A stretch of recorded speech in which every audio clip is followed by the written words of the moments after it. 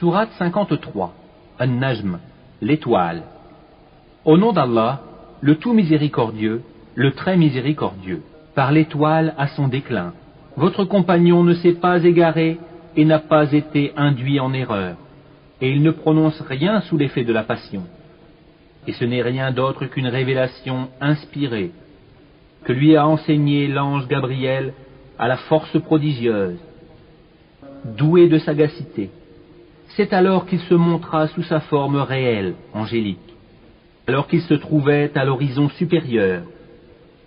Puis il se rapprocha et descendit encore plus bas, et fut à 2 portées d'arc, ou plus près encore. Il révéla à son serviteur ce qu'il révéla. Le cœur n'a pas menti en ce qu'il a vu. Lui contestez-vous donc ce qu'il voit? Il l'a pourtant vu, lors d'une autre descente, près de la Sidrat al-Muntaha. Près d'elle se trouve le jardin de Ma'wa, au moment où le lotus était couvert de ce qui le couvrait. La vue n'a nullement dévié, ni outrepassé la mesure. Il a bien vu certaines des grandes merveilles de son Seigneur. Que vous en semble des divinités Lat et Uzza, ainsi que Manat, cette troisième autre? Sera-ce à vous le garçon et à lui la fille? Que voilà donc un partage injuste. Ce ne sont que des noms que vous avez inventés, vous et vos ancêtres. Allah n'a fait descendre aucune preuve à leur sujet. Ils ne suivent que la conjecture et les passions de leurs âmes, alors que la guidée leur est venue de leur Seigneur. Ou bien l'homme aura-t-il tout ce qu'il désire? À Allah appartiennent la vie future et la vie d'ici-bas. Et que d'anges dans les cieux dont l'intercession ne sert à rien, sinon qu'après qu'Allah l'aura permis, en faveur de qui il veut et qu'il agrée.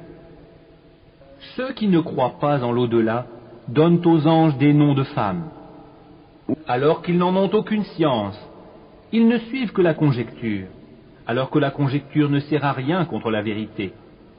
Écarte-toi donc de celui qui tourne le dos à notre appel et qui ne désire que la vie présente.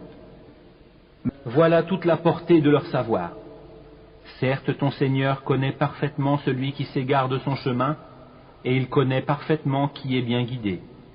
À Allah appartient ce qui est dans les cieux et sur la terre, afin qu'il rétribue ceux qui font le mal selon ce qu'ils œuvrent, et récompense ceux qui font le bien par la meilleure récompense.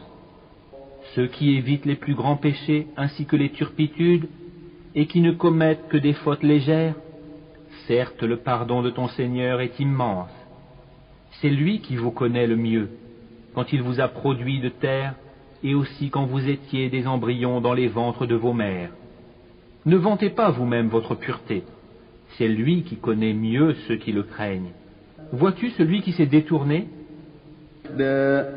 donné peu, et a finalement cessé de donner? Détient-il la science de l'inconnaissable en sorte qu'il voit? Ne lui a-t-on pas annoncé ce qu'il y avait dans les feuilles de Moïse et celle d'Abraham, qui a tenu parfaitement sa promesse de transmettre, qu'aucune âme ne portera le fardeau, le péché d'autrui, et qu'en vérité, l'homme n'obtient que le fruit de ses efforts, et que son effort en vérité lui sera présenté le jour du jugement. Ensuite, il en sera récompensé pleinement, et que tout aboutit en vérité vers ton Seigneur, et que c'est lui qui a fait rire et qui a fait pleurer, et que c'est lui qui a fait mourir et qui a ramené à la vie le mâle et la femelle, d'une goutte de sperme quand elle est éjaculée, et que la seconde création lui incombe, et c'est lui qui a enrichi et qui a fait acquérir, et c'est lui qui est le Seigneur de Sirius, et c'est lui qui a fait périr les anciens Ad, ainsi que les Tsamoud, et il fit que rien n'en subsista, ainsi que le peuple de Noé antérieurement, car ils étaient encore plus injustes et plus violents, de même qu'il anéantit les villes renversées, et les recouvrit de ce dont il les recouvrit. Lequel donc des bienfaits de ton Seigneur mets-tu en doute? Voici un avertisseur analogue aux avertisseurs anciens. l'imminente, l'heure du jugement, s'approche. Rien d'autre en dehors d'Allah ne peut la dévoiler. Quoi?